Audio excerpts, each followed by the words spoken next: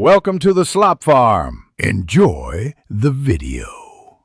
You start by ensuring prerequisites are ready, Kali updated, and network interfaces identified. Install the uncomplicated firewall with sudo apt install ufwa so you have a simple controller. Once done, check interfaces using IP to know which device to protect, and enable IP4 forwarding only if acting as a router. You do this to avoid blocking management access. Make sure to run apt update first and confirm sudo privileges so commands work without interruption. You now configure policies and rules to define behavior. Set defaults with sudo ufwa default deny incoming and allow outgoing to block unsolicited access while permitting outbound traffic.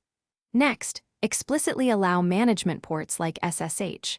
Sudo ufwa allow 22/TCP because without that you can lock yourself out. For web servers, allow port 80 or 443 or restrict by source with sudo ufwa allow from 192, 168, 0/24 to any port 80.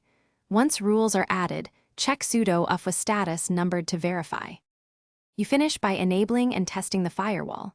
Sudo ufwa enable, then inspect sudo ufwa status verbose to confirm active rules. Once enabled, test from another machine to ensure legitimate services respond. If something fails, remove or adjust rules with sudo ufwa delete rule hash. Make sure to check /var/log/ufwa. Log for blocked packets and confirm there are no conflicting Iptables or Iptables policies running.